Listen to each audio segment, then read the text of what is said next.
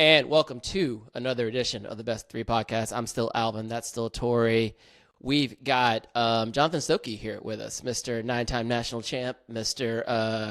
How many time All-American in doubles?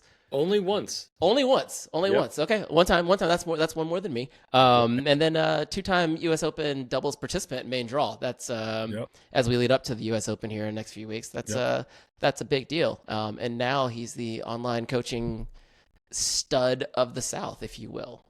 Jonathan, welcome.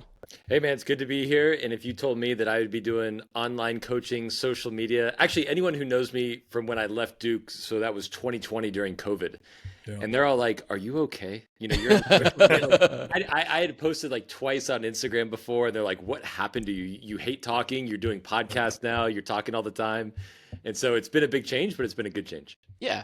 Who was your partner that your solo NCAA All-American year? That was Joey Addis. I remember Joseph Addis. I remember him back in the day. He was up east, Maryland, maybe. Where was Joey from? He's from Maryland. He transferred from Ohio State. And the ironic thing is, at least in my opinion, so when I was a sophomore, I played the fall with a guy named Peter Rodriguez, a really good Portuguese player, and we had a great record. And then in the spring, my coach switched me to play dual matches with Philip King, who won Kalamazoo. I know Philip and Vanya very well. Yeah. So the thing that bothered me, so I think I lost like twice in the fall, and then Kinger and I went 23-2 in the spring. I remember this so vividly. So for the year, I was 37-4 in doubles. Yeah. And King and I played 2 the entire year because our number one team had won national indoors, and our coach kind of admittedly was stacking us a little bit. Sure. And the 2 matches we lost, we were up 6-3. We used to play pro sets back then. We were up 6-3 both times. Wow. So we were very close to going 25-0 together. But because we played 2, we didn't get into NCAAs. Right. And I was so upset because he was incredible. He was obviously had won Kalamazoo twice in singles. I had won it 3 times in doubles. And I was like, I think we can win NCAAs. And we never got in the draw. And then, so that's the year I thought I should have been an All-American. And then my senior year, Joey and I played number 1. And because we were playing 1, we didn't have quite as good of a record, but we had better wins. Right. And so we got to the quarterfinals. So I feel like that senior year was like payback for the year. I feel like I should have had it. Yeah. Exactly. And Lapidus, right? Jay was your coach back then. Yeah, that's what I thought. Yep. Yeah, Very I had a couple of good combos with Jay. It was anyway fun. I'm glad you're bringing some names back that I haven't thought of in a while, and Addis and King and obviously even Coach. So that's good stuff. Real good stuff. That's, we were catching up a little bit before this. I think before you even popped on, and we were talking about kind of Smith Stearns Academy in your days back there, and Torrey was talking like, yeah, I'm pretty sure Stokke was like one of their, like one of the guys that helped kind of bring that program along. But if I got this right, you were there before they were Smith and Stearns. Is that correct? Yeah, I can give you the whole story. I don't know how long these podcasts usually go for. Oh, way too long. They go way too long, and we keep going anyways. Yeah. So when I was a junior in high school, about to be a junior in high school, my dad got a job. So I lived in Chapel Hill. Yep. He got a job in Princeton, New Jersey, and I basically told my parents, like, I'm not moving to New Jersey. Like, that's not going to happen. So they sent me down to the closest academy at the time, which was Vandermeer. Okay. So my mom came down with me. We stayed at a little apartment like on Vandermeer's property. She hated being away from my dad, but she didn't want me to. She was a little bit of a hoverer, so like she didn't want me to be by myself in the dorms. So she came down with me, and about halfway through that year, Billy Stearns came to work at Vandermeer. Okay. And I vividly remember telling Pat at the time, like, "Hey, I have a coach. His name was Alan Odich. He was good. He was a younger guy. I got along with him." And I said, "Look, I don't need any Billy in my life. Like, I got a coach. I'm happy. I'm good. Like, I don't need anything to do with the guy." And she's like, "Yeah, no problem. Like, we won't make you do anything." And so a couple of my friends started taking lessons with him. They said they liked it. I was like, "Good for you. But, I already have my guy. I'm not interested." And there was one time in the summer where everybody was gone at Wimbledon, and he was the only person there, Billy. Yeah. So I was like, "Oh, I guess I'm just going to have to take a lesson with him." So I took one. And at the end of the lesson, I was like, "That's my guy. That's it. I'm taking it." He was phenomenal. And a couple months later, they had some tension, some friction. And so obviously he was removed from Vandermeer. They didn't like that he was kind of moving in on some people.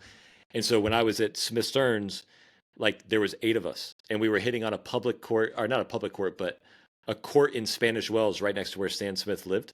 Okay. And Billy would just run an afternoon practice with 8 of us. And it was me, a 14-year-old girl, a couple 12-year-old state boys. That's why I always laugh when people say you can't get better when you play with people worse than you, because I was like, the best person I had to practice with that year was a good 14-year-old girl, and I got so much better that year. So Yep. yeah, I was there before it was actually a place.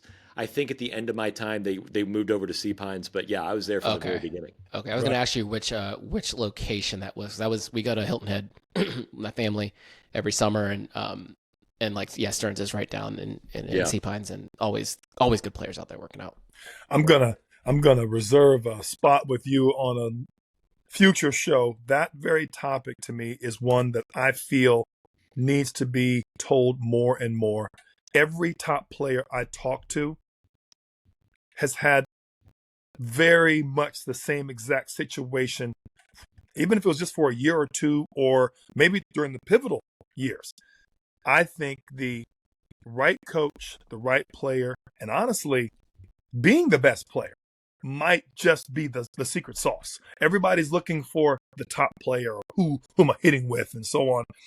The difference is you. Are you that top player? Because when before Sko won Kalamazoo, the 2 years before then, same thing. We had two good girls. You know, Mallory Burdett would go on to be an All-American at Stanford, but at the time she was 12. He was 15. I mean, she was not even close. You know, the other players we had them with, I remember distinctly hitting serves over their head. I'm pretty tall. I had two girls doing 2-on-1s with him. It was some of the best practice. They wouldn't miss a ball. They couldn't go through them. There was two of them. And it was some of the best tennis he had received. And I remember he went from like, 30, 40 in the country to like, he got third at Kalamazoo that year. They're like, man, what are you doing with him back home? I'm like, you'd be shocked. If I told you, you'd be shocked. Eric Dobbs, a good friend of mine, played in Florida, said the same thing. His story. I was playing with high school kids. I was playing with guys in the neighborhood, guys in the park. He goes, didn't matter. I got better. I got better playing with whoever's on the other side of the net. He goes, didn't matter. And I think that's a story. I know Alvin's got a little bit of an agenda on this one, but that story, I don't mean it like that. But that story right there, Jonathan, to me, that's when tennis is pure. You want to work on your game. You want to get better at certain things. A smaller group, be one of the best in the group, and then just work on what it is you need to work on. And it doesn't matter who's on the side of the net. You are there, and that's all that matters. And if you're there and you're locked in, and you got the right instruction and people, and you're locked into what the coach is having you do, it doesn't matter. It really doesn't matter. I've heard kind of both sides of this. So I'm actually interested to hear, Stokke, kind of like what your experience was at that time, because like, yes, in that instance, Sko was working with Mallory and some of the top girls there, but there was also that point where, those late night sessions at UTA with some of the top players were also happening at like 8:00 on Friday night. So, yeah, Stokke, what was kind of like your experience that you feel like you got so much better in that type of environment? I'm allergic to illogical arguments. So, like, if you say, well, how can you get better unless you play with people better than you? Well, how is Alcaraz going to continue to improve over the next 10 years? Because he's going to. And every person he practices with, unless him and Sinner get together in the offseason, are going to be worse than him. And you can say, well, but look how good they are. It's a guy who's 100 in the world or a guy who's 200. Okay, but they're nowhere near Alcaraz's level. Right. And so when I was an 18-year-old junior, and if you say, oh, well, you're only playing with a good 16-year-old state player, the gap is probably the same anyway. Yeah. So if you have good coaching, you have a motivated player, and you are attacking the things you need to work on, you can get better regardless. Yes, at some point, you're going to have to taste the level above you to see what that's like and see what you need to work on. When I'm a good 18-year-old player, I got to go play a future and go, oh, those guys dog walked me and I suck. What wasn't good? Oh, I can't return their serves and I can't move out wide to my backhand. Okay, I go back home and I work on that. Yep. But I don't always have to have a better player. So personally, like that's a thing that's never made sense. And usually the argument is coming from lower level players. Right. Yeah. Almost always. It's a 4-0 saying I can't play with a 3-0. And I'm like, oh, okay. Like you definitely can. You can definitely get better. And I always felt like if I'm the better player and I play with someone lower than me, I can get super selfish. I can be like, hey, I'm going to work on my backhand slice today. Right. And like, they're going to be happy to hit with me. If I'm playing with a pro right now, I'm going out there. Number one, I'm nervous and I'm going, I just hope they have a good practice. Yeah. I can't miss. Yep. So yes, I got used to their ball. That's great. But actually, like, I probably didn't really get better. It just felt good. So yeah, I'm a big proponent of like, you're going to get whoever you get. If it ends up being someone better than you, Great, good for you. But that doesn't mean anything. It doesn't mean you're going to get better unless you do all the same things that I had to do anyway. Yeah. I'm going to piggyback on that. I also feel one of the reasons, and you may speak to this as well, Jonathan, that some of the top players I know that had that environment, they never made too big a deal on the person across the net from them either, because it was never a big deal to them. If they were below them, if they were above them, didn't matter. You're the guy on this side of the net. Typically, that player on the lower side always measures the other side of the net as if that's the value. That's the, I can't be this guy. This guy is. Whereas when you always play the guy across the net like it's just some guy, you played him the same way. There were years when Bahaley would play. Bahaley at the time, talking about the gap, Bahaley at the time was probably close to top 10 in the country. I think our next best player was barely 50 in the South. And you remember back in the day, Jonathan, we didn't even, and Alvin, you both, we had the designated, and then you had the challenger draw. The challengers. This guy wasn't even seated in the challenger draw. Happy to get in to some of the challenger draws, right? I'm not sure if he may have made one or two there toward the end. Brian played him full court to half court. Played him where he had to beat him with his forehand. Brian had a phenomenal backhand. His forehand was always, Chad had to work on that forehand a little bit.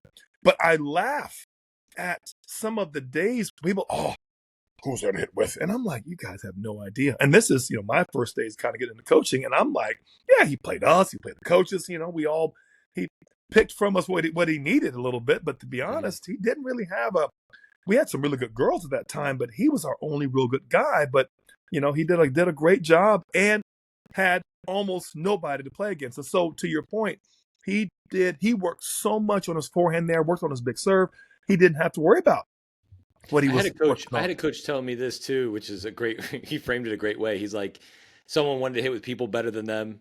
And so he's like, oh, okay, you want to play with that person who's just slightly above you. And why is that? Oh, well, I can only get better if I play with someone better than me. And I've been killing these guys. And I'm like, oh, that's cool. And he's like, well, how am I going to convince them to hit with you? Exactly. Right. Exactly. If that's how you feel, don't they feel the same way? They don't want to hit with you. And they're like, really? And you're like, but I'm decent. And you're like, yeah, but you're way worse than them. That's why you want to hit with them. Right. What do they get out of it? Right. If you're looking to get out of it. And the reality is, it doesn't really matter. Right. I had same talk with a player who tennis players wouldn't play with anybody if that was the case.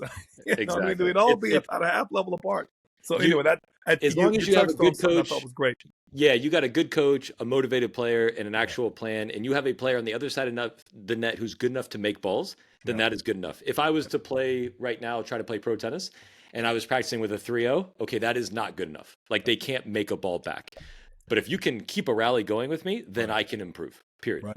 Yeah. Right. Period. No, I have a feeling we're going to have a lot of these coaching segues, so that's fantastic. We usually call them Coach's Corner. This might just be a whole damn Coach's Corner episode 100%. today.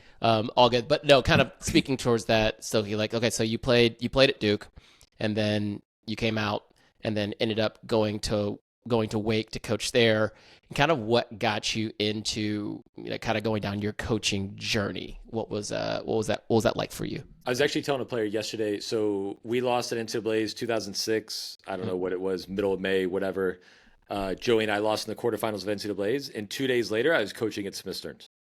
Wow. And then I coached there for 2 years. I went to Wake women for 2 years, and I went to Duke men for 10 years. I knew I wanted to be a coach probably my junior year in college. Okay. I had no interest in trying to pursue doubles as a career, zero. Which is why I didn't play a single point after college. It just it didn't seem intriguing to me. I have no idea if I would have been. A lot of my contemporaries have done very, very well. I'd like to think I could have done just as well as them. Yeah. I don't know. Maybe I wouldn't have, but it doesn't. And you played with Rajiv a good bit. Rajiv, Santiago Gonzalez, all these guys that we were playing ITFs together that are all been top 10, top 15. Obviously, Rajiv's done fantastically well. I have no idea. Maybe I would have been great. Maybe I wouldn't have. But the idea of pursuing that did not get me excited. But to me, the idea of being like, what if I can take a player that I think, I don't know, maybe they have average skills, whatever, and what if I can help them turn into a beast or really that puzzle seemed more interesting. It's easy to tell myself to go work hard. That's easy. It's very tough to plant an idea in someone else's brain and get them to buy into it. And that little psychological puzzle was always interesting. So I knew I wanted to pursue that. And I basically looked at it like, hey, I'm going to go to Smith Stearns for 2 years. I'm not a coach. I'm just a good player. I'm going to learn something about technique. I'm going to make mistakes here. It's low level. Learn the coaching. Exactly. I'm I going to like get that. into Wake Forest. I'm going to get the first thing I can to get into college coaching, which is the time what I wanted to ultimately be. Hey, I got into Wake. That was great. And then Duke opened up, which obviously, since I played there, I'm going to try to make that move if I can. Yep. Sure. But yeah, I knew I wanted to be a coach. I think it's an absolute blast. There's nothing better than actually having a relationship and getting someone better. Agree. And so, yeah, that was kind of like my goal probably from age 20 on. And I've been doing it basically every day and since I graduated. Who was your Gotcha. coach at Wake? Chad Skrupka. Gotcha. So he's at San Jose State now. Actually, funny story. My second year there, I was at clay courts and Ramsey, the position opened, his assistant position opened. Right. And so I texted Chad and said, hey, like, I mean, I'm happy here, but like, it's my alma mater. Like, it's Duke. Sure. Man. Like, of course I'm going to like apply for that. I want to give you a heads up. Like, I'd like to do that. And I don't hear from him like all day, which is very weird. He's always on. And he calls me back. He calls me back that night and he goes, hey, listen, I thought about it. And if you go on that interview, you're fired. Right. Wow. And I go, oh, I'm like, really? And he goes, no, I'm just messing with you. But he goes, I am resigning. And I'm like, is that true? He's like, yeah, my wife got a job in San Jose, so I'm moving. Oh, So like, no way. yeah, so he's just totally messing with me. He's like, yeah, like, Yeah. look, the people at Wake will keep you on as an assistant for a year if you don't get the job. But he's like, yeah, I actually am retired. Like, I'm done here. No And I was like, oh my way. God. How cool But is for that second, after he told me he was going to Right. fire Yeah. me, for You're that like, 5 wow. seconds, I was like, oh my God, like, are you Bill serious? Belichick. Yeah, I mean, yeah. But he was totally just, yeah, he was just. That actually wouldn't surprise me. I've heard some stories about how like cutthroat it is from like the assistants to the head coaches at these D1 programs. So like when you said that, I was like, damn, it is pretty bad. I'm sure there are some people who probably have done that seriously, but he was a great guy and he was totally supportive of it, and then obviously it worked out. But yeah, it was pretty funny and scary at the time. Yeah, that's awesome. That's as you know, we worked with Brett Ross and who played at Wake, and so I want to say wasn't his coach the old Vandy coach? God, I'm trying to At Wake. At Wake, His coach was at Wake. It was Zinn.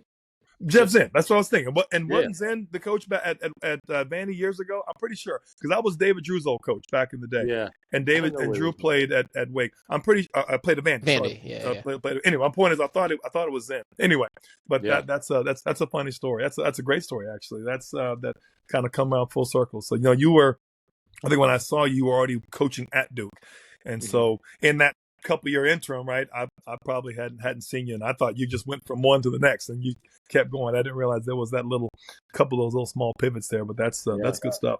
So that time at Duke, right? So you were there for 2010 to 2020, something like that. That 10-year run. Were you mentioned that college coaching was kind of always like I said, at that point in your life was the goal from the coaching aspect. Did you have opportunities to go take your own team at some point, or were you trying to maybe wait Ramsey out for a bit? Like what was your because 10 years as an assistant coach that's a long time. Long time. Yeah. I wanted to be a head coach, so I interviewed at University of San Diego. That was 2015, and I was in the final two, and I pulled out. I don't know if I would have gotten the job, and Ryan Keckley's been there since then. He's done an amazing job. So Either way they got the right guy. Right. I interviewed at Miami, and I was down to the final three, and then I interviewed at Nebraska, maybe like 2018, 2019. It's very competitive. It's very tough. And like you talk about like, playing up a level and seeing what you're bad at. I can tell you one thing I suck at is networking.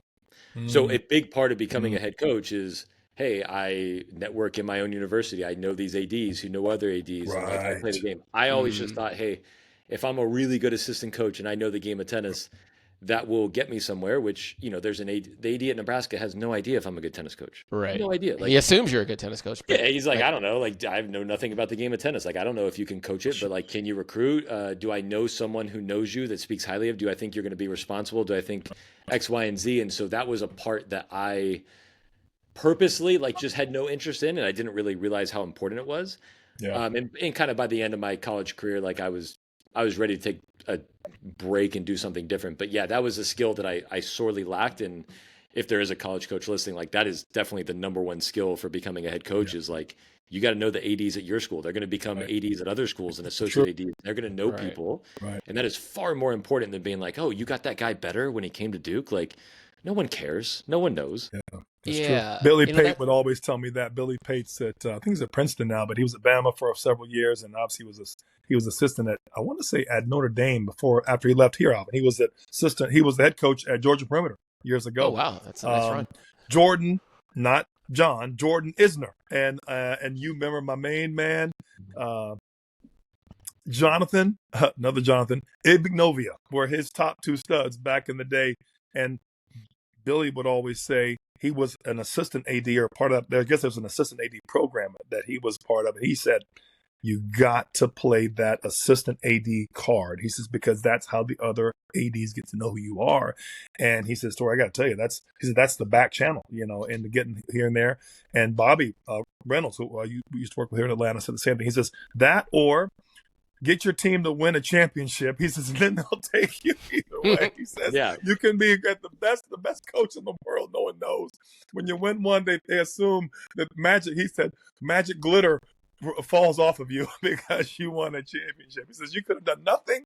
You could have done everything. He says, it doesn't matter. If you win, you win. And I always laughed at how, I'm thinking of the right word, how weird and the choosing of the coaches. And that's not to say that those coaches who got the job aren't deserving, but the criteria and the process is very, very, I'm going to say dicey at best. And sometimes it's just timing. It's just, it's not like, timing. I mean, if I look at another sport like football, like you're probably hiring the offensive coordinator from another team. So you're like, wow, their offense was really good. I have no idea if he's a good leader, if he's a good recruiter. Right. And you're measuring numbers, you're measuring, there's metrics that you're usually, and probably a lot of it, right? Where in tennis, it's a lot more on the who you know. I've seen that, and again, I've had 4 or 5 guys that I've worked with that have coached top D1. So they've all said a very similar story. So that's, I have a quick question for you, John, before you go with that.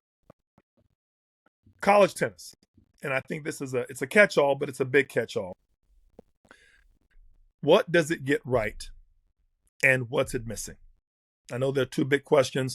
What does college tennis get right? And I say that in relation to other college sports. Obviously, there's a segue in there for tennis specifically. And then what's it missing?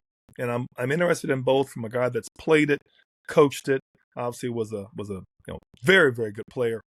Yeah, you have a very good perspective, and I'll let you marinate on it for a little bit. Yeah, it's a really good question because I have one response. I have a clarification question for you. Sure. When you say what does it get right, does it in terms of what? In terms of growing the sport, in terms of what's good for the collegiate athlete, or just broadly, just whatever I think? I'm going to say broadly what you think. You can touch on all 3. Growing the game, to me, that's not college's purpose per se, right? Certainly, it's a link further along the chain. It's under the umbrella of most really good juniors will pursue it as a goal. So it serves a destination purpose of, if not anything else. What does it get right? What does it, and then as an athlete, college athlete, now we've all been college athletes, what does it get right in terms of, most people don't realize the work that goes in, right? And it's not as glamorous. It's not all the TV stuff you see on ESPN, which thank God for ESPN to even shine a light on the college athlete.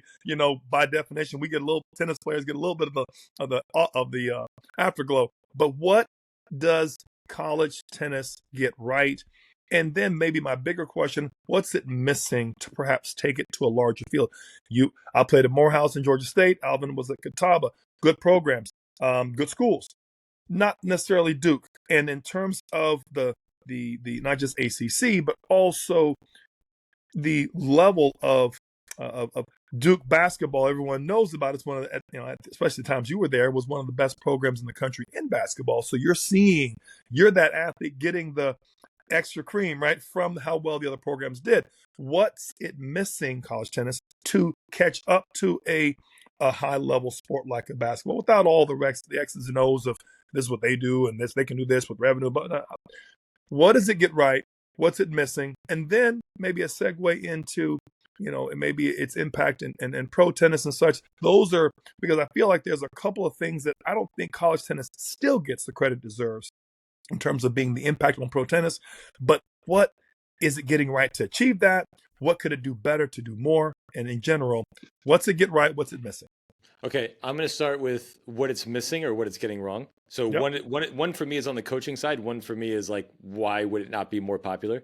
Sure. When I watch a collegiate match on a stream right now, Yep. a coach has to say something on every freaking point.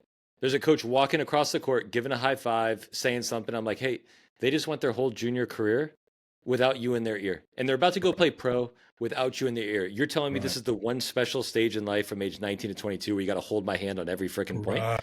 Right. Quit over coaching. Go sit on the bench and clap. You coached them before the match. If something needs to change, They should be change prepared it. by now. 100%. Yeah. So I feel like there's a lot of hand holding and a lot of, I mean, I went through that a little bit as a college coach where you're like, well, if you're just standing there, what are you doing? So then like, I Right. felt like I had to say something, Right. but I think you're doing the athlete a disservice. Like, hey, it's a 5-4, 15-love in the third set. I got to walk out there and tell you where to serve. Like, it really isn't that complicated. Like, go with your best serve. And like, I hope it works out.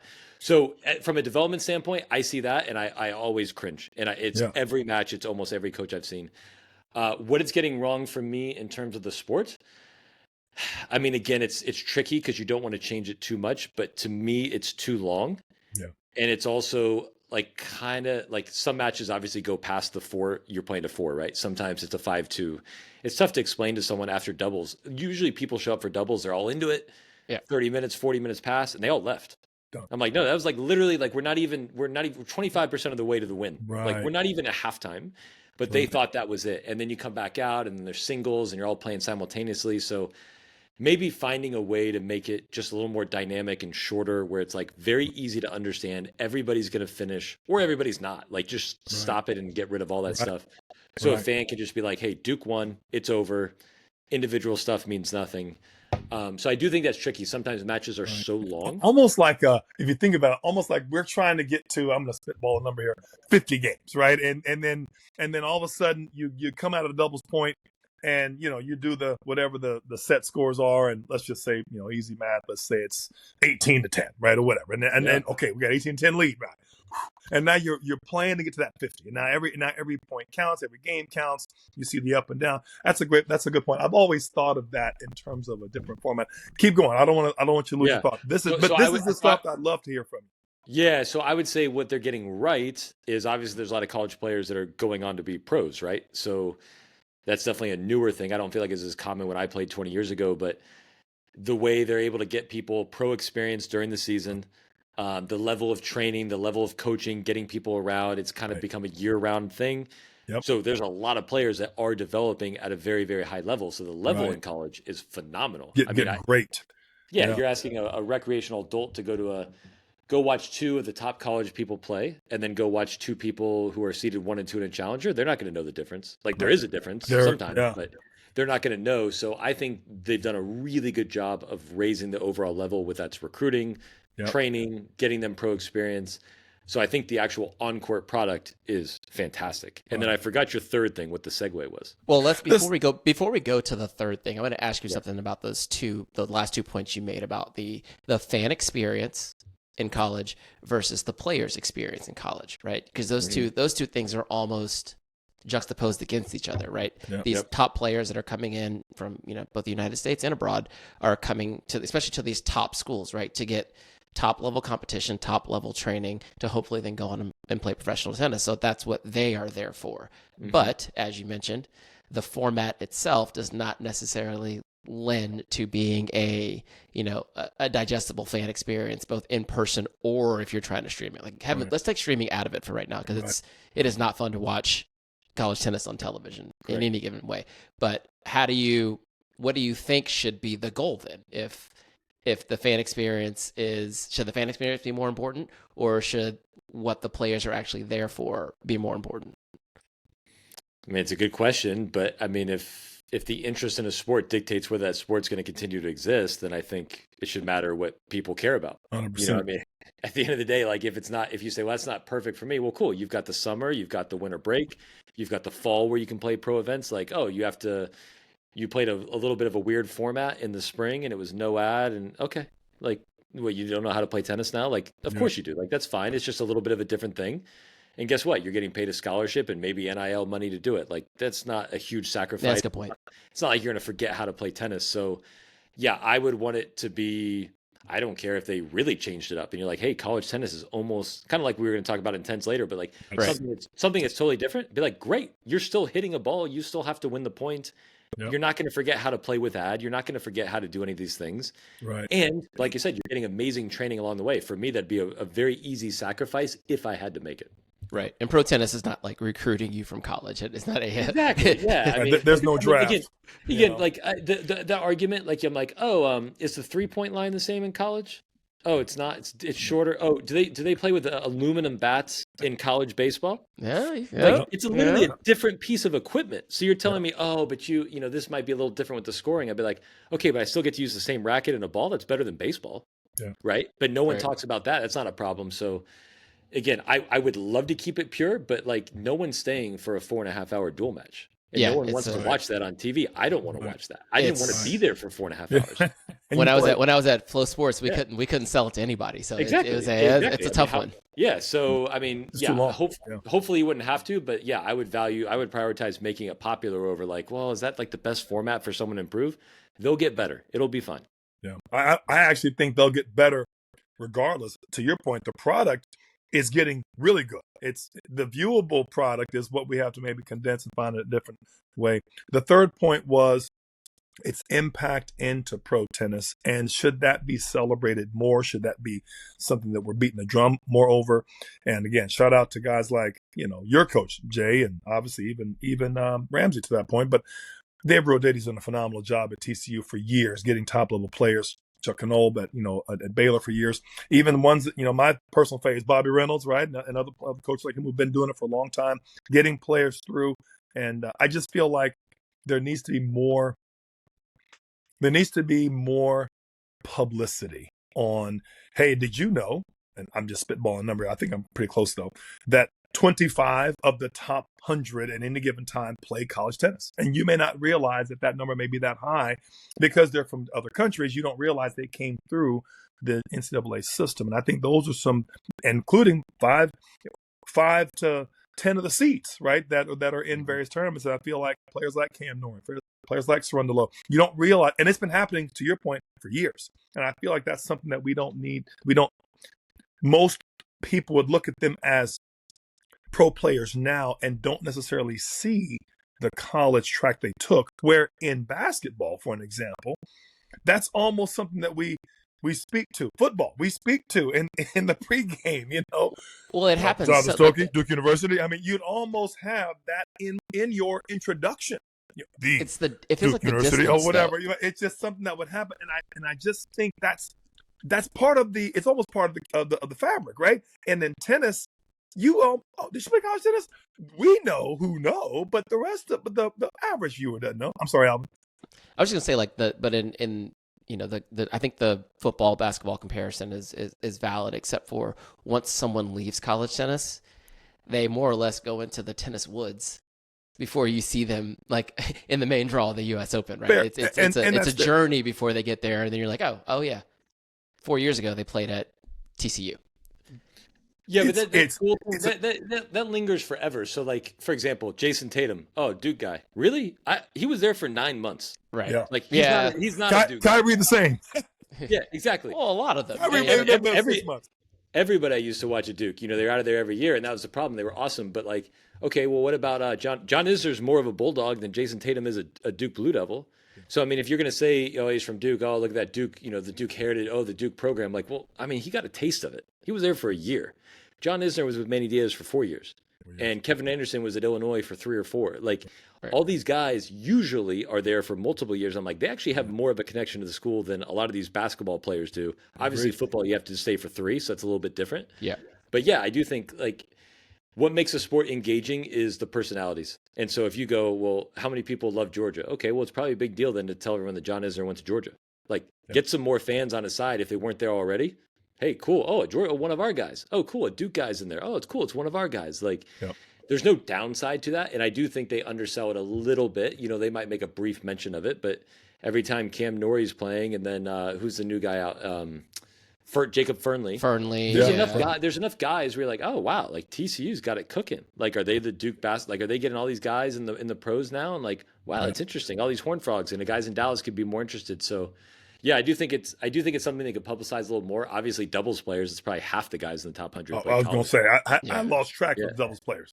Yeah, it's And basically it's all. guys and Basically girls all. now. It's not just the men. There for a while, the women were still going to the jump, making that jump to the tour. And Jonathan, you as an academy player, as a college player, even as a coach, there was always this: are you good enough to go straight to the pros? And I think that was, Sko and I talk about this a lot because I really want Sko to play college tennis. I want him to play college tennis for the benefit of college tennis, just so he could knock it off the list. He could have a year, not just to grow up physically as a person, but also to play and be part of that team environment. And I always told him, and we talk about it all the time, I really felt like he was robbed in some ways. Signing a contract and going pro is a big deal. And do I think he was good enough? For sure. Do I think he would have really appreciated at least 1 year of college tennis? I really do. And so it's one of those things where there's this mystique, or at least in juniors, where those that you're still in junior tennis. You don't your knowledge base is not quite the full length. But I think the parents get caught up in a little bit of it too, as if this player was so good they could just bypass this level. And I really feel like that's one of the problems, is that you don't realize all you're going to learn. You don't know what you don't know, and you're going to learn so much more just to be in that environment and that situation where you're going to be challenged in a different way. And especially with the age being what it is, don't get me wrong, Alvin Fonseca is going to be a great player either way. And perhaps he was, being from Brazil and backing and the track he was on and whatnot, it's great to have him. But you can't tell me that if he didn't go put a year in school, he might have come out of school after that year and broke from, let's say, 200 to top 30, as opposed to 100, not getting around in the main. And then finally, because look at the matches he's missing, right? And so I don't want to get too much in the weeds on it, but I just feel like, and Yao is the best 18-year-old we know of right now, in terms of the tour. And I say that to say, I feel like college tennis does not get the plug it's deserved. That is, it has improved to get players that level. It used to be way back before you were coming through, Jonathan. College tennis to me was boring. College coaches made you worse. They didn't want you taking many risks. And funny things happened. More former college players like yourself, got back into college coaching. And I literally I coached for Emory and Georgia State back in the late 90s. And I remember thinking to myself, I wouldn't mind coaching more, but some of these old fogey coaches have got to change. At the end of the day, it's their call. They're the head coach. But I got to tell you, I'm running practice. I know the players. I'm recruiting them. I know who they are. And we still got to go back, and you're still the one doing lineup because you got some old school ideas. I love you, but I got to tell you, we got to change this up a little bit. You know what I mean? And I remember thinking to myself then, and at that point, I decided to go left from college coaching. I'm like, yeah, screw this. These guys will never change, and they're riding out to retirement. I'm like, who's gonna stay? The 2-year guy or the 32-year guy? The 32-year guy is gonna stay. He's got his own parking spot.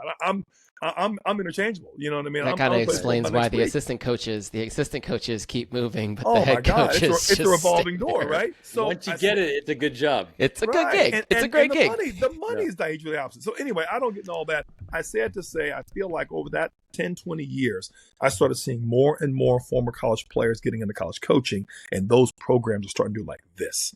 And I'm like, wow, that's exciting. And then more and more got in. And then before you know it, got more and more exciting and competitive, right? So anyway, that was my segue. And I know we want to talk a little bit about pro tennis. Perhaps, Jonathan, a little bit on what you've seen from the college level to the pro level. You obviously watch a good bit. In general, what say you on and again, two simple questions.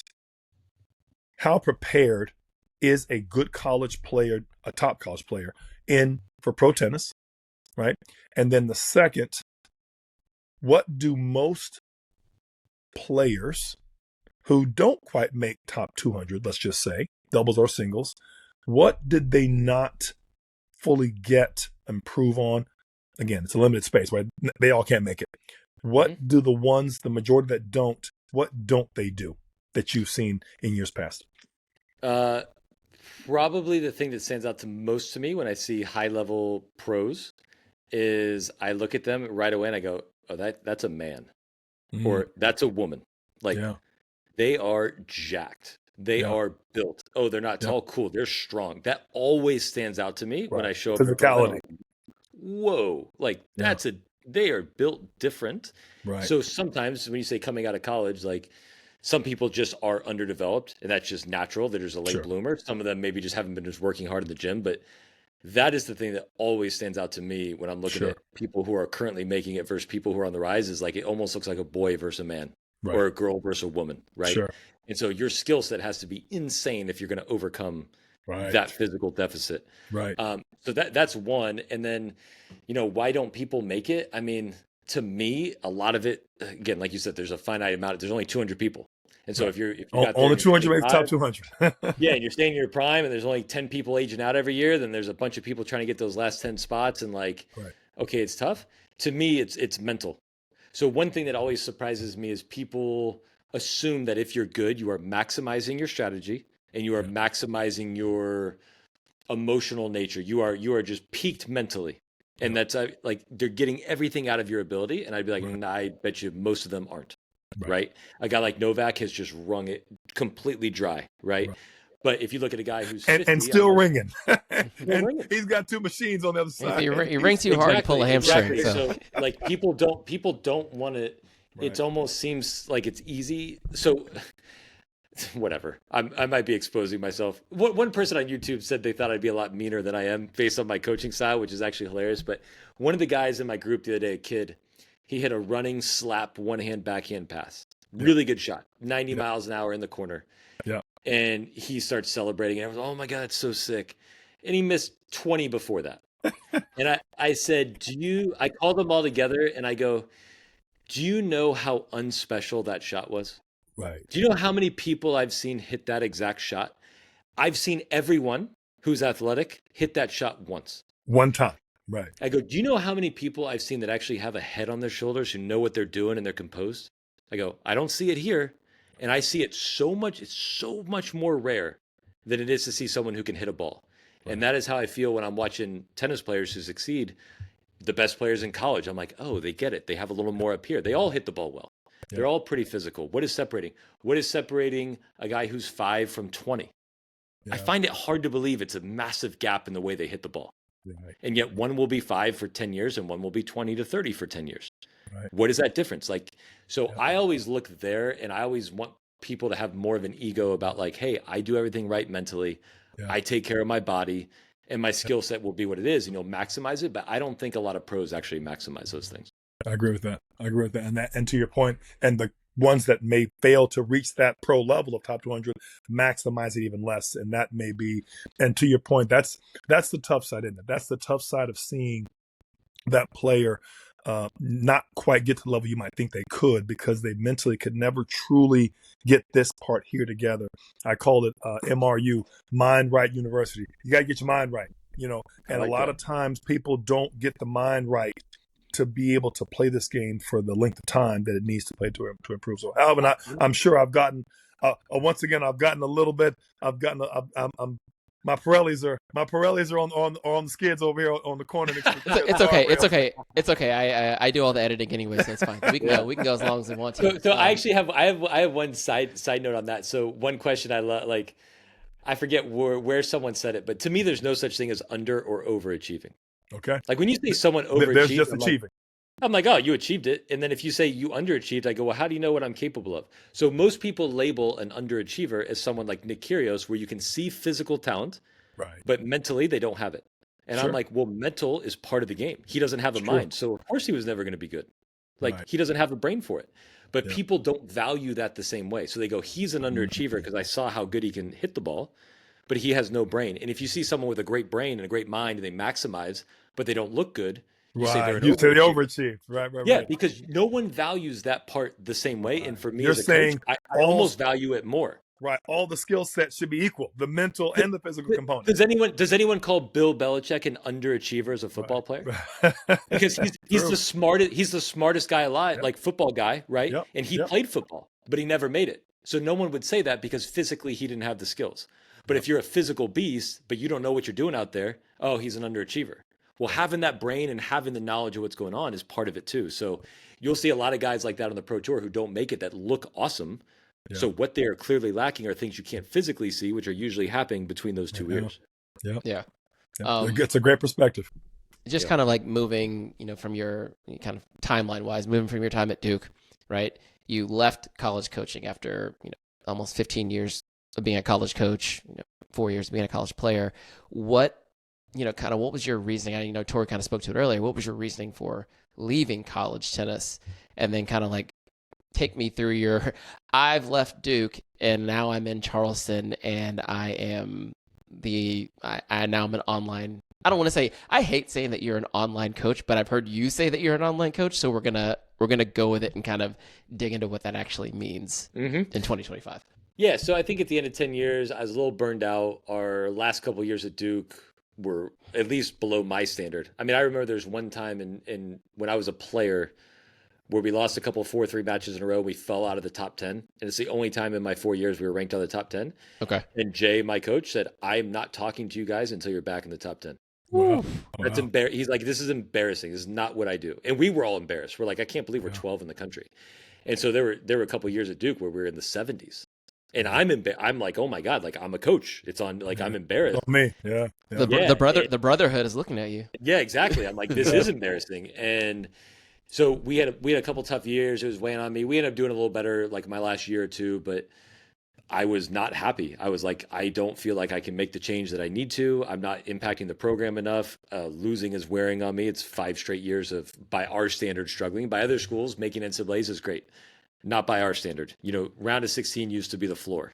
Yeah. And it became making the tournament was a success. And so it was just stressing me out a little bit. So I was kind of ready. I think Ramsey, after 10 years, had given me a long leash to have my own opinions about things. And I think he was ready for some new ideas.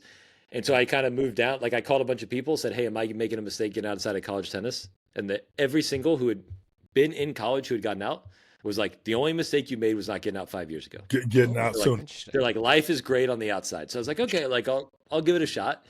And I moved down to Charleston. I knew a guy there and it was not what I expected. And I started coaching some kids privately, but that was fun. It was just pure coaching. There's no recruiting. It's their game. It's not like when you're at Duke, you take a lot of responsibility. It's my team. We are part of this team. When we sucked, I'm like, it's because I suck. Like I'm one of the two coaches. It's not their fault. It's my fault. Right. When I look at juniors, I still think it's my fault because I'm a coach, but it's their game. So if we sit there and me and a player have a disagreement, I was like, okay, we can go with what you want. It's your game. If you want to change your mind in a few weeks because you might realize I probably was correct, we can do that. Yeah. But it's your life. I want you to do what you're doing. And that was a lot less stressful for me. So I enjoyed that. And then the 2 girls that I coach privately down here, they're the ones that got me to start the Instagram because I had moved during COVID. I wasn't at a club. I was teaching them on a court by the beach. Okay. And they're like, oh, like you need to let people know you're here. So that's why I started Instagram I was just liking people who were members of tennis clubs on Instagram. Yeah. Just to basically nudge them and be like, hey, I exist. I moved down here. Yeah. Whatever. And then the Instagram kind of took off. And, I've liked online coaching just because I can put out whatever information I want. Yeah. I'd say on average, honestly, once a day, someone will send me a message either on YouTube or Instagram. And they'll be like, hey, I watched that video and I played a really good match today. I'm like, oh, a compliment. Like that makes me feel good. Usually people are always complaining that I'm not getting them good enough. And so that's been a really rewarding part of like the online coaching. Sure. And you don't know who you're reaching, right? No clue. To me, and I want you to speak to this, Jonathan. Why do we coach, right? And I'll leave that open-ended before I, as I always do, put my 14 in my mouth. Why do we coach? Why do you coach, Jonathan? I used to always get in trouble with this at Duke, especially with like our sports psychologists and like the health and wellness people. I just like helping people reach their goal. Yeah. That's what I like to do. I like for me, it's a psychological puzzle. Here I got Alvin over there. He's got these issues mentally. He gets tight. He's blah, blah, blah. His forehand's like this. I like the puzzle of how can I get him better? And I love the joy of when I do that, feeling like Alvin knows that we were a part of that together. Like, did you work with Alvin last week? I was about to say, I was at a Torrey's club earlier this week. I was like, damn it, Stokke, were you in the clubhouse? No, I was not there. I'm using you as an example. Yeah. But that going on that journey. So I just had a player. She became an All-American. She's a sophomore at Michigan. So she just became an All-American. When I started working with her as a junior in high school, she was good, but she has made some leaps in the last couple of years. And I know she feels like I was a big part of helping her get there. And that is super rewarding. So if you're asking why I do that, I like the challenge. And I like at the end, whether it's a 4.0 who became a 4.5 or a 3.0 who became a 3.5, they're like, dude, you went on that journey with me. You were helpful. You were supportive. And we have that bond and hopefully actually got better. That is why I coach. Yeah. I like it. Interesting. I like It's very kind of cool being here with like two active coaches, myself being a former coach and kind of left for the technology world. But I would say when I was coaching, it's almost the exact same thing.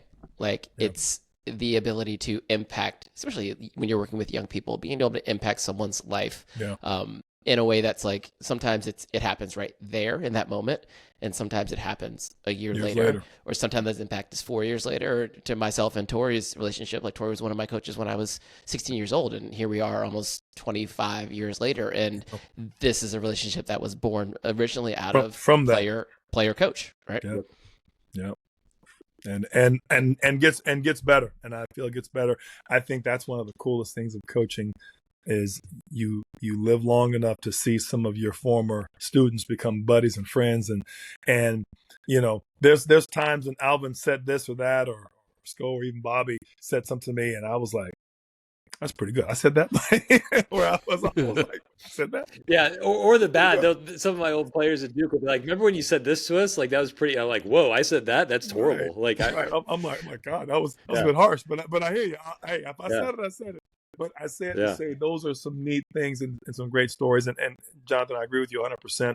And I feel like, you know, it's funny, even in you describing it, it sounds like there's a lot more fulfillment, a lot more reward in coaching, right? As opposed to the result and the pressure. Let's face it, because I know, you know, Ramsey and you. Let's face it, the AD, I don't know the AD at Duke, but I'm sure they were looking down their long nose at you to say, hey, guys, you know, we used to be, as you said, round of 16 used to be the floor. No one knows that better than your AD. And so they're looking at some things going forward. So that's you know, and that kind of tees up perhaps another question I had for you, maybe another two-headed hydra. We're in an era now, right? And I want you to go back to 2015, 2016, 2018, when maybe some things weren't as good at Duke, and then go back to your 2010s, you know, 2011s, when you guys had some top players. I was reading some of your bio earlier. You had a couple of players that got to the top. They're All-American first team, blah, blah, blah. You've got two different issues now. NIL, okay? And, of course, an issue that's been around for a long time, right? Which is, and it's a tough one, in the transfer portal. Talk to me about NIL, talking about transfer portal, and then I want you, if you can, I know those are two big ones, how does it affect the longevity of college sports, tennis specifically? I know it's a big question. What are your thoughts? Okay, so I'm so glad, first of all, that I don't have to deal with any of that. Right. People ask me if I want to go back. I'm like, nope, hell no. Zero chance I want to deal with that. Right. The portal and NIL are interesting. So obviously, no tennis player in college is worth a couple $100,000, which I'm hearing a couple players are getting. Like, they don't have the notoriety or the market. They're not selling it. Like the quarterback at Alabama, I get it. If he's repping a car dealership, that's valuable. Like, he's a marketable athlete. The number 3 player at Ohio State is not a marketable athlete. Right. No one knows who they are. They're not moving product, whatever it is. You're just getting boosters and fundraisers to pay them money, which is help fine. Your coach, help your program win. Yes. Right. If that's fine, that's fine.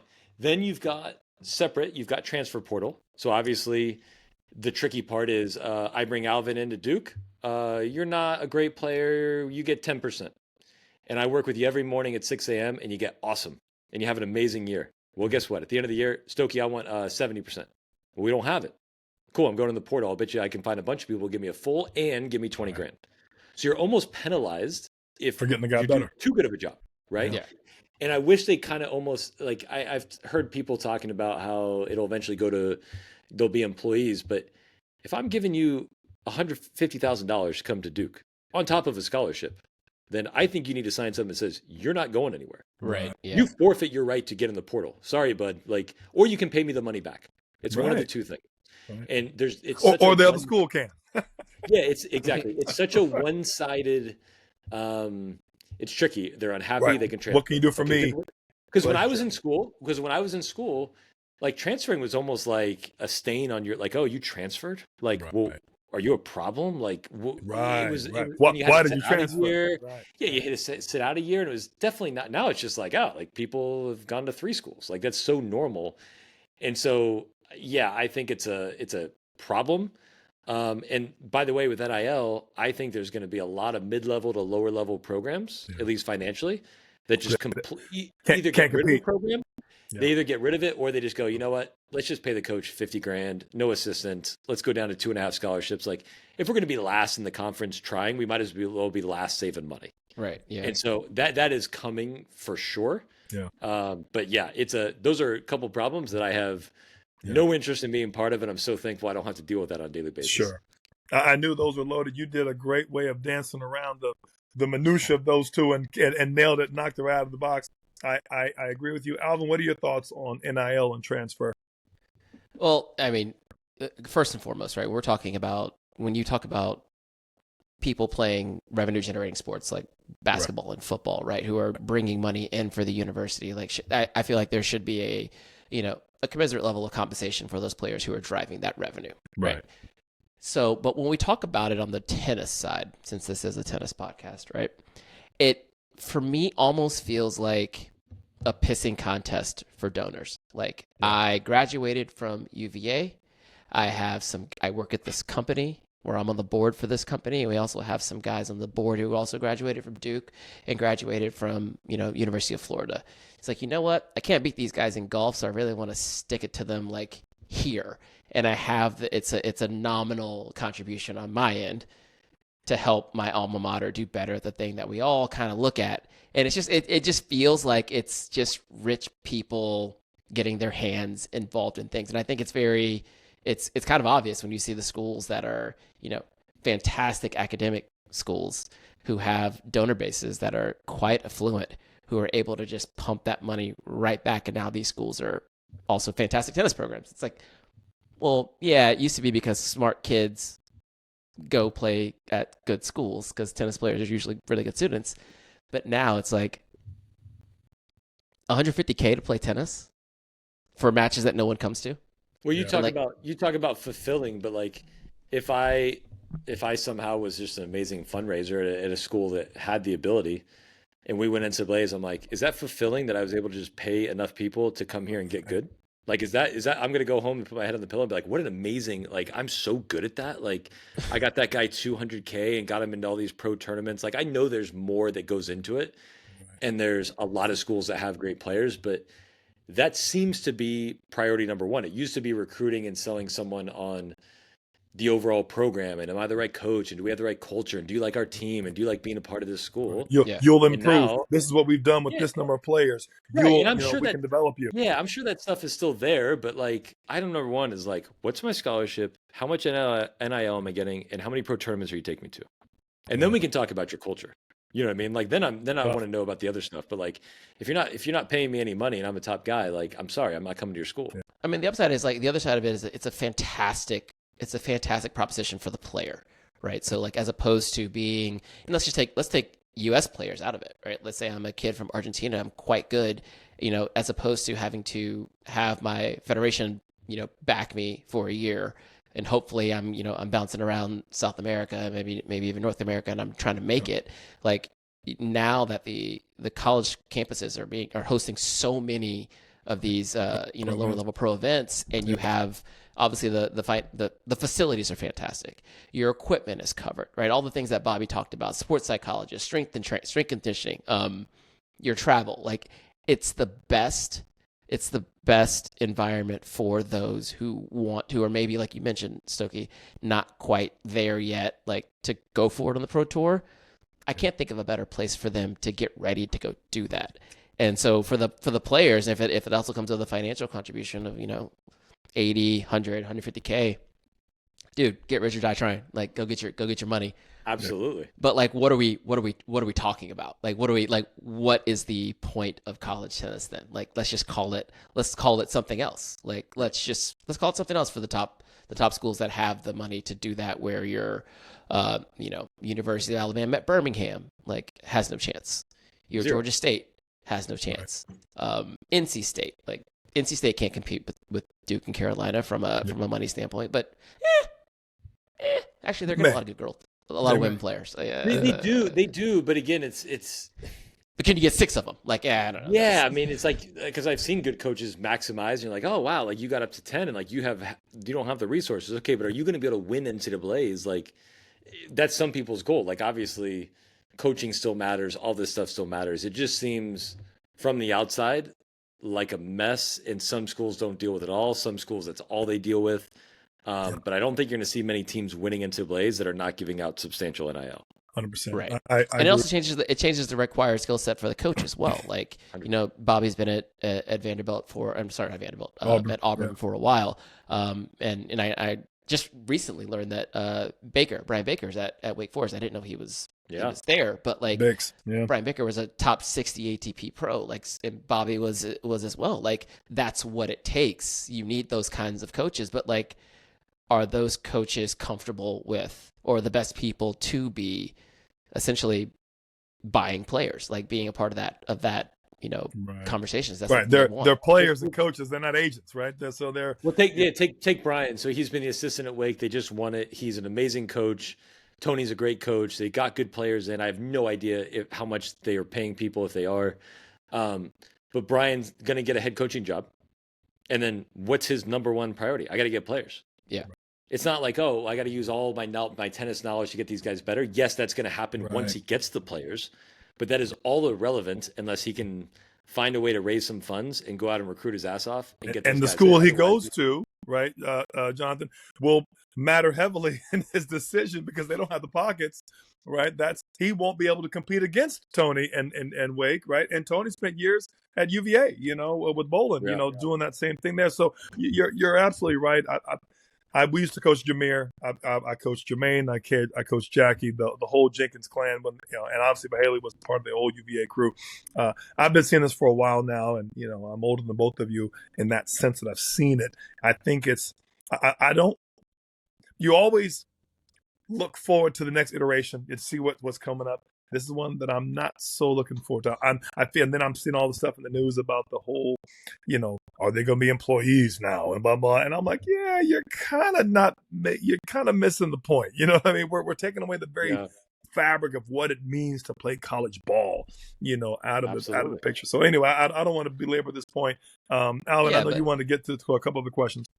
Yeah, so you mentioned iterations though, so like kind of Stokke, where you're at right now as a coach, right? You've been coaching for 20 years, but you've coached college players, you've coached high level juniors. I know you always talk about the 3-0 player, so I'm assuming you're doing some doubles, some adult doubles coaching as well. But you've also with your time with Jessica and helping her out, Jessica Pagula here and there, like you've seen the highest end of the professional tennis. So like, I guess it's not necessarily a question about, like, I was thinking about a question about like kind of the through line between those. We can get to that later. But like for you, now that your kind of online profile has started to grow as a coach, and it's giving you opportunities that weren't necessarily available to coaches, let's say 5 years ago, right? Mm-hmm. How does that change your outlook for the next, I'm not going to say next 20 years of your coaching career, but like, let's say the next 5 years of your coaching career, like how does that change what your next goal is? Yeah, it's a good question. Yeah, like you said, I've worked with top players. I've worked with okay college players. I've worked with good juniors, okay juniors, poor juniors, good adults, poor adults. It's just fun for me to coach someone who wants to be coached. Yeah. So I've found that I like, if you give me tomorrow a top 15 WTA pro and she's just brutal and she's like pulling teeth to get her, I'd be like, that sounds miserable. Okay. If she was super coachable, it sounds incredibly fun. Oh my God, I get to go to all the majors and like work with someone. Okay, but they have to be coachable. And you work with a 3-0 and they can barely hit a ball, but they're just all ears and they're totally into it. I've found that to be an absolute blast. And they're so thankful. And you go back to like maximizing what someone has and the relationship you guys get through that.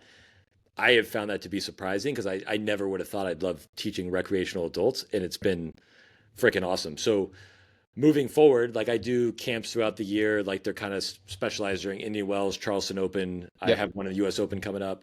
I have a lot of free time, which is why I can do content. I can do YouTube. I can do my podcast because I'm not on court all day. And then when I'm in those down periods, I'm basically just doing nothing but with my ears open, like, oh, is there a cool coaching opportunity with someone who wants to be coached? Cool. Right. Someone came last week here and I'll work with them. If that doesn't pop up, I have no interest in feeding balls to people who just want to stay the same. Right. Like I just, it, to me, I don't want to spend days of my life doing that. So yeah. So is that something that as online coaching has become more and more of a viable, like I even say revenue stream for coaches these days, is that what allows you to not have to do the stuff on court that you would have had to do were you in the same position, let's say 10 years ago? So there's two things. I do coach people remotely. So obviously that is great. I watch matches with them so that I'm still working, but it's taking me offline. Yep. So that's been great. The main thing is I just have to keep my wife happy. Amen. Home as and she's at working, home are two different things. Right? Yeah. yeah, as long as I keep her happy and she's working, then I can get away with some of these long stretches in between. But I'm still on court. But yeah, I started to do a lot more like online coaching, match coaching, which by the way, I actually think those players they improve twice as fast as people I work with in person. Because they're not obsessed with how they hit the ball. They learn how to play a match. I'm sharing a screen. Right. They're not emotional. They're just sitting here at their home, quietly, calm, ready to receive information. Right. And they're also probably the type of person who will improve because they're willing to go through that process. So it 100%. shows me they're motivated and dedicated. That's a great point. So that's been rewarding. So I do, like when you talk about online, like I do camps and people have come to camps because they've seen my profile online and maybe like the information they see from me. But then also I've been able to work with people. I'm working with 5 or 6 at a time at all times remotely. And those relationships have been just as rewarding. And like I said, I almost feel like I do a better job there than I do on the court. Interesting. And are those generally like your traditional junior competitive players, or these adults? 100% adults. Yeah, juniors. I mean, I swear to God, it's pulling freaking teeth. Yeah. You know, I ask them, oh, well, you think this? You think of this about your backhand line? Well, have you ever watched yourself on video? No. Okay. Well, sorry, you can't have an opinion about my facts. I have facts. I've watched 1,000,000 points and I can go show you these points. And by the way, I just videoed you. I can show you those. Right. And those are just things that happened. Yeah. And kids really do not want to watch a match. And if I said, what skill do I need a kid to be good at, to be a good player? I'm like, I want you to know how to play a match. Have you ever seen a kid win a match with a bad forehand? Of course. Yeah. A bad serve? Of course. A bad return? Of course. If they don't know how to play a match, they're just a beautiful loser. Yeah. So I'm not stressed out about your forehand. I'd like it to be better, but like I'm stressed about the fact that you don't even know the score and you don't know what happened 3 points ago and you keep missing balls in the net for no reason from behind the baseline. That we can fix, but kids typically, from what I've seen, are not excited about watching matches, which drives me crazy because it's such a tool. It's a huge tool. I mean, it kind of makes sense. I will though. go back to something. Sorry, Alvin. You said something earlier, Jonathan, about not only being coachable, but you made the point that are they, regardless of what level they are they looking to get better? Can you help them? That's where the reward comes in for you. I would also throw in there on the flip side of that, another point you mentioned, we overcoach. Too many juniors have had too many coaches that have overcoached. I don't need, at some point, by the time you're 16 years old, if you've been with me for 6 years, you're hitting with one of my former players and you're hitting more because you should know pretty much everything I would have said. If you can't tell me what I would have told you at that time, I thought I've already failed you. Because I would have told you that for the last 5 years. At some point, Right. I would have told you this and this. And so you should already hear me in your head, whether it's margin of error, whether it's where to miss, whether it's what you're looking to go for. So if I'm still overcoaching you at 16 or 17, my job's already failed. And on top of that, if you're relying on my overcoaching, that's actually dysfunctional, right? You're not learning. I'm not putting you in a position to where you're able to be you without me.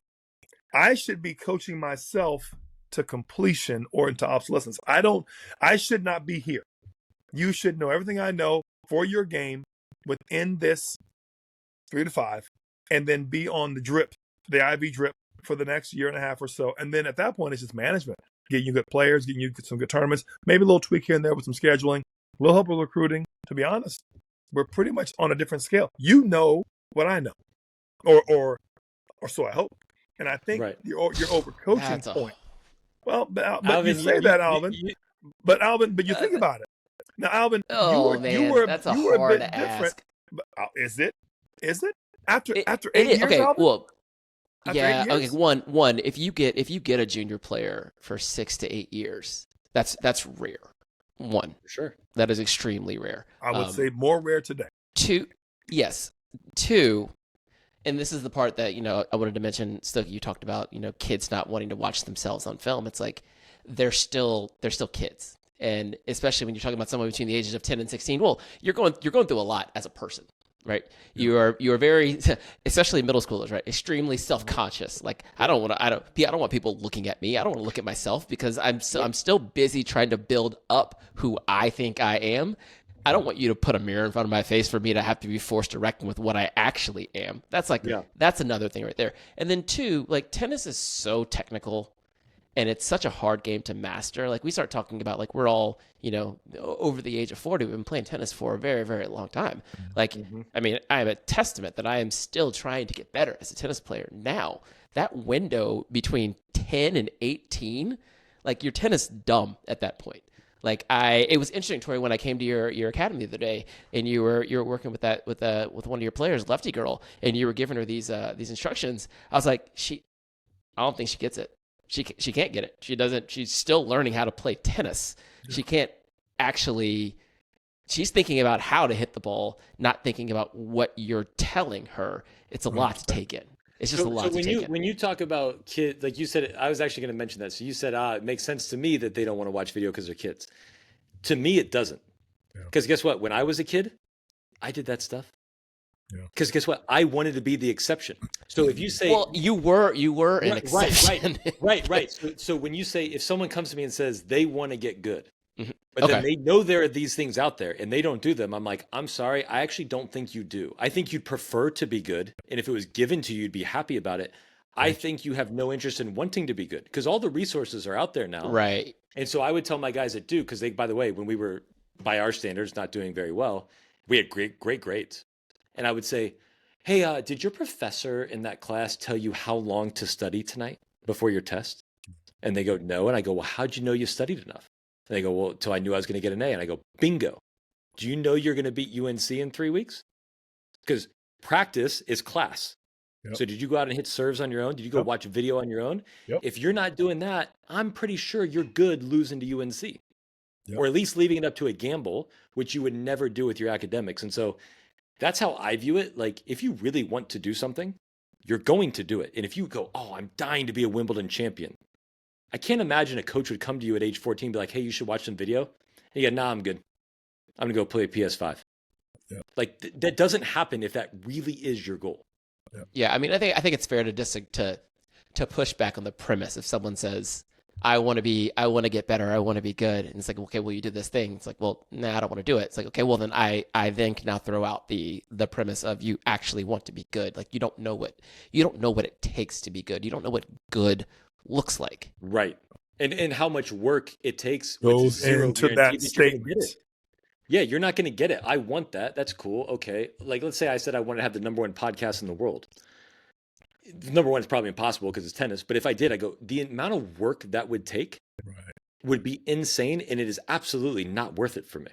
Yeah.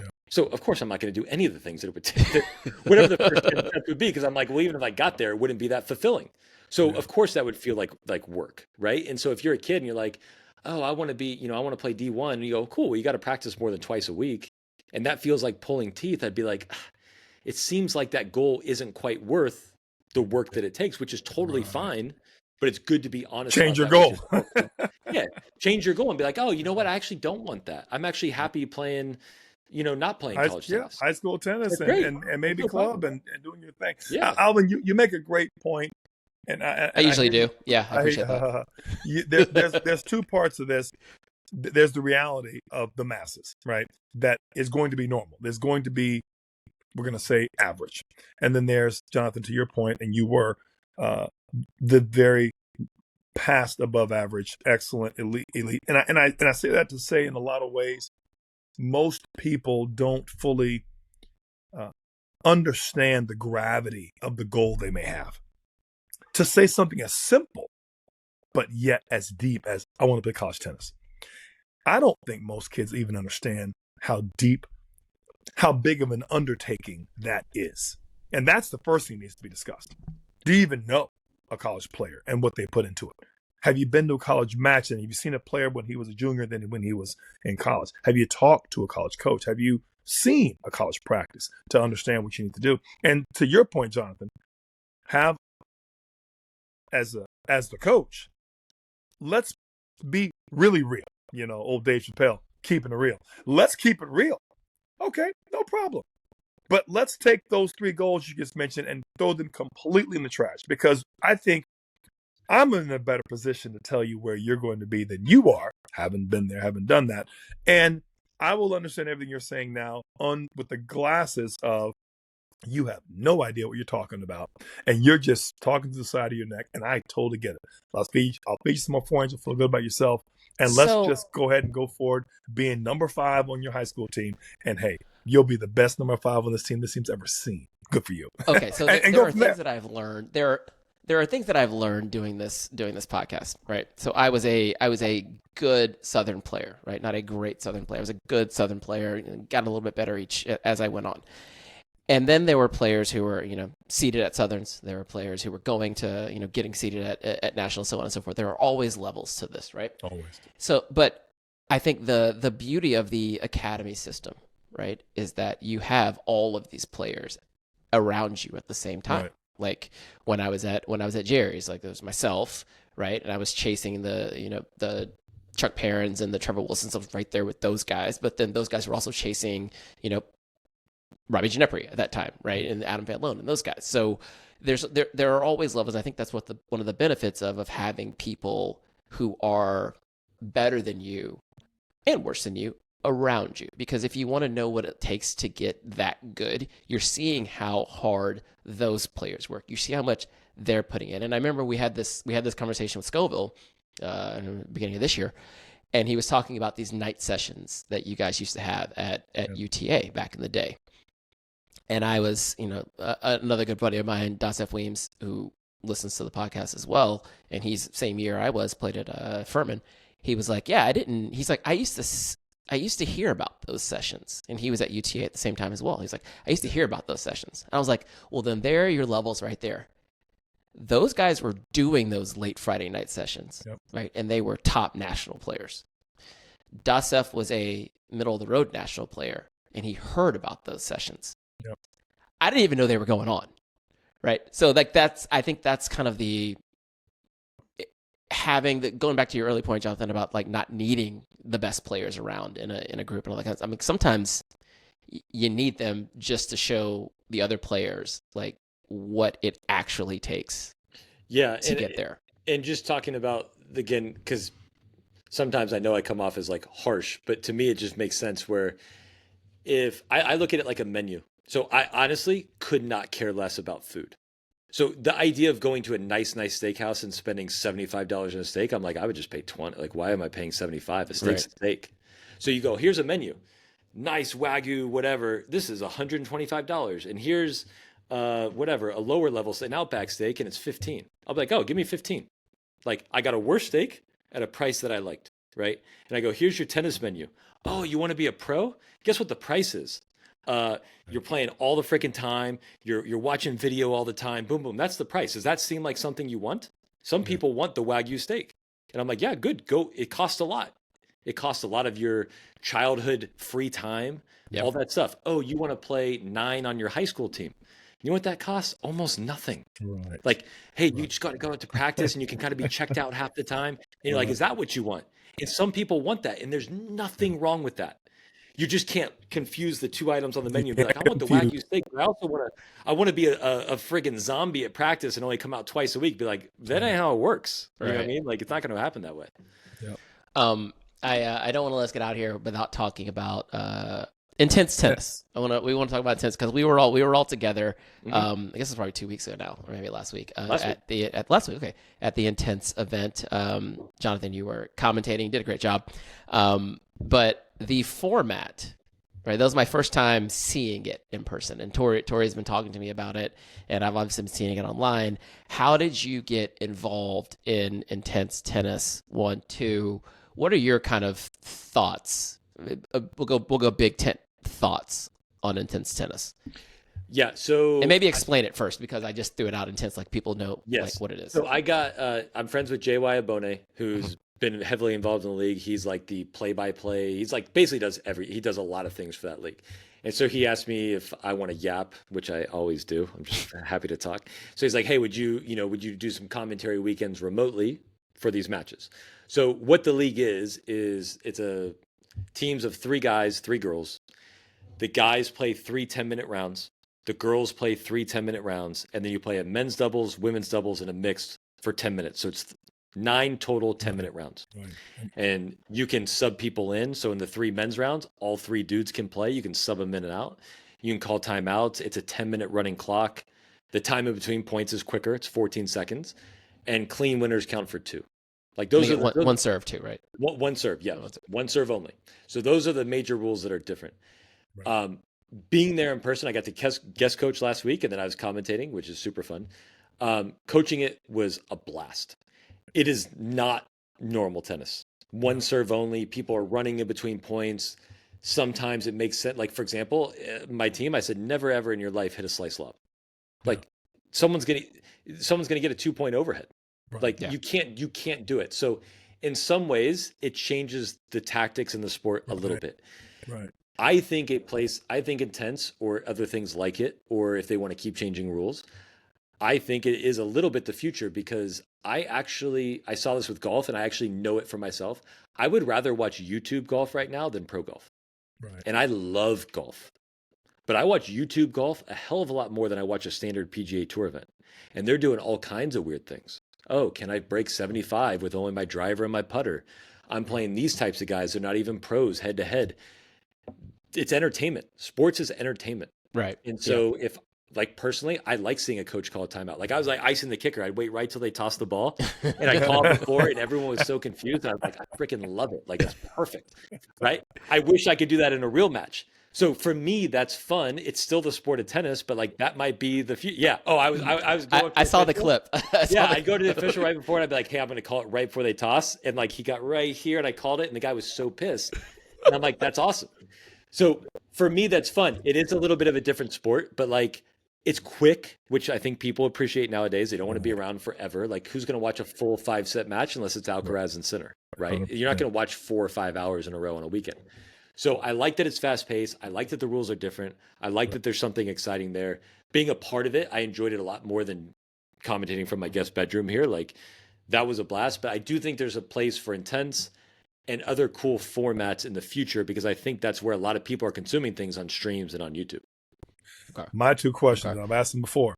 What does Intennse get right? What's it missing? They get right quick paced. Yep. And like I said, like everything goes fast. 14 seconds, boom, boom, boom. There's not much time in between. Right. So it's 10 minutes total action. Yep. They get right 10 minutes total. They get right the team environment. So you get your teammates cheering you on. So the energy is always very good.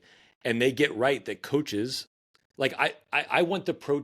I don't know why on the ATP tour there's not a coach. I know Taylor Fritz would probably hate this. Why there's not a coach sitting on the bench? Right. Like, why do I have to sit in the box? Like, get there. I wish I could call a timeout in a pro match. I wish, like, if I'm actually coaching you, or do I work for you? So I like that Intennse. Like the coach is involved, just like a normal, like an NBA game. I can call a timeout. I'm looking at you. You're struggling. You just lost 6 points in a row. 100%. I'm calling a timeout. You look raggedy, and you don't know where you're going. Subbing you out. To me, that is what they're getting right. Right. Get your momentum back. Stop the bleeding. Yeah. No, I agree with that 100%. Yeah. And what's it missing? And then with your second question. Yeah, what's What- it missing? what is it missing? Is there a few more tweaks to be made to the format, or that you think would be advantageous? It's a good question. The format itself, I kind of like it's different. I'm still kind of seeing if the rules work. Yeah. I think a league like that to succeed long term, I could see it going down a YouTube path where they're also doing things simultaneously, where they're doing. So here's our league, right? We've got Intennse, but on Mondays we're doing things with regular people.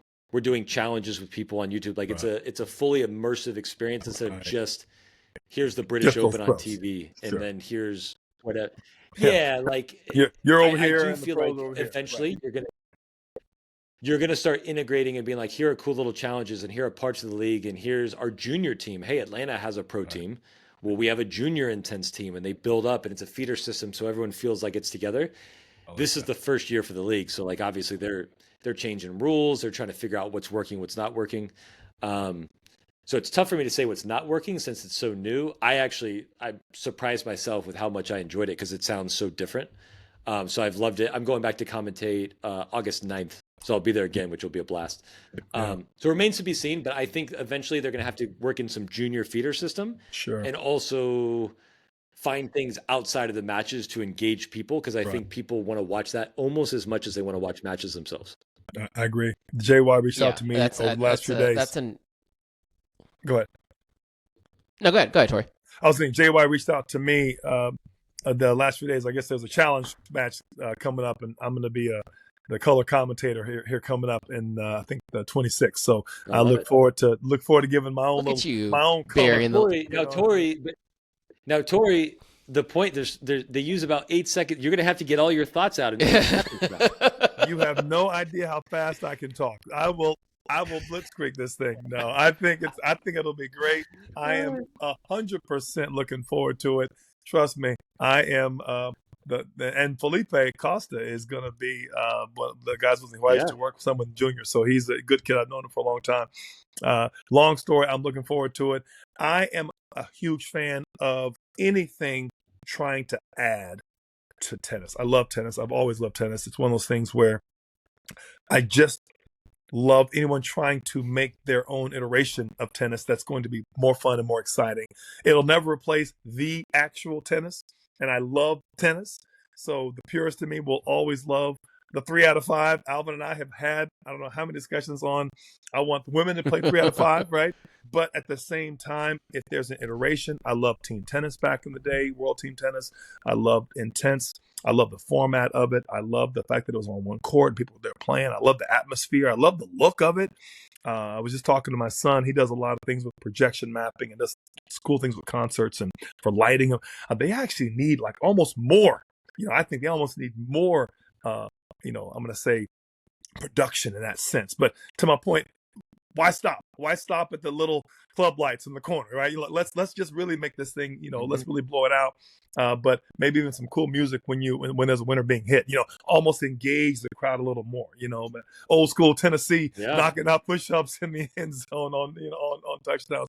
That kind of thing to me is just fun. And I think that the more people that are attracted to tennis, the better. And I think to your point, help people reach their goal, but I think also helping people to realize how fun this game actually is. If you actually invest the time to get halfway decent, the better you get, the more tennis rewards you and how much fun it can be. And that I think that's one of the things that I've always loved about the game. So bottom line, I look forward to it. I'll be asking you some more questions on some of your color. And, it's something I look forward to chatting with you when we get offline. But I enjoyed not only seeing you there, but obviously catching up with you here today. And as always, before Alvin sticks his proverbial pin in this whole thing, this has been a great episode. Did you feel it? Did you feel it coming? Did you feel like I was about to? I was about to call it. I know you well enough to know that pin is coming, and I saw old Bill Belichick over there with timeout. I was debating. I was gonna give my 1.5 cents on Intennse. Coming from a sports media and technology background, right? Like, what does it look like? What is the value from a consumer who's for a consumer who's not there. I don't know yet. I don't know. The in-person experience was a lot of fun. Like, it was a lot of fun. Is that enough to stand up a league long term?